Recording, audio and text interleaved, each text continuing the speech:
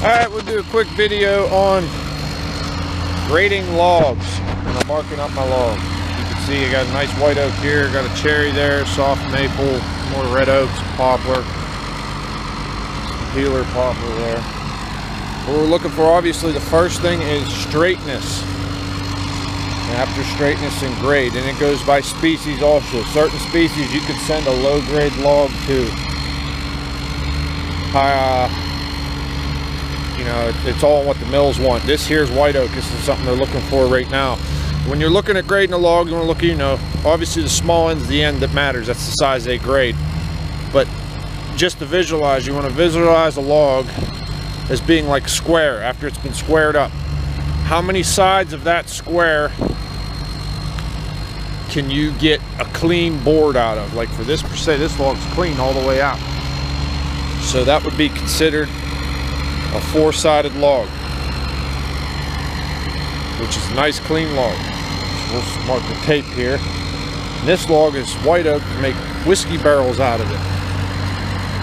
So we're going to go down to where we can find our first knot. Let's see what we got all together here. So I don't want to waste any. I got 22 feet. So I'll take 2 10s out of that.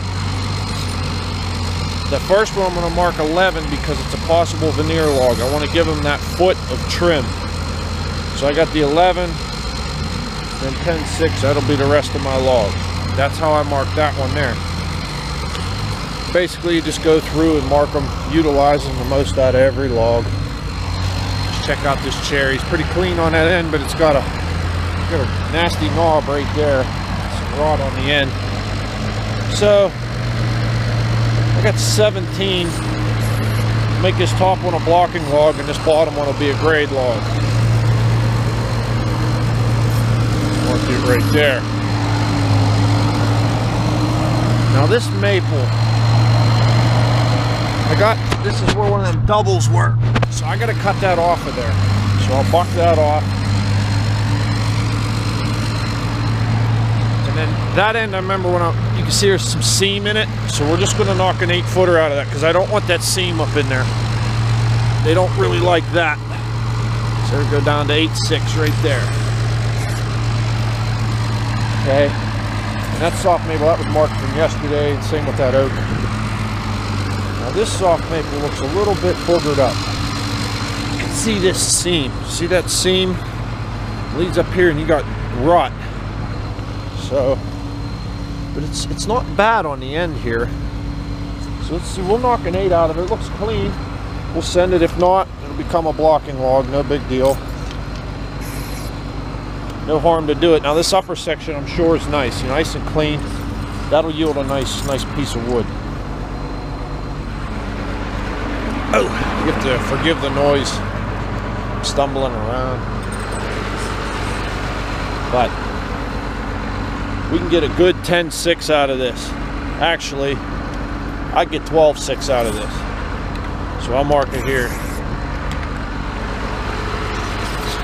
And then, you know, your diameter also is what, you know, negates whether you send something. Obviously, mill can't take something too small. We could go down to 10-inch if it's clean, nice clean log, you know. And then on the bigger stuff, we send a little bit more knobby things because they'll cut that into railroad ties or blocking of some sort. Nice little red oak here. Not bad, nice and clean and sound. Looks like we can knock a 10 and an 8 out of it. Go 10. And I'm going to go 8 because it's got this crook in it and that knob right there. So that'll only be a 2-sided log. This here just be some firewood, unfortunately, but it's always a little waste. These are all pulp, that's all pulp. That goober up there.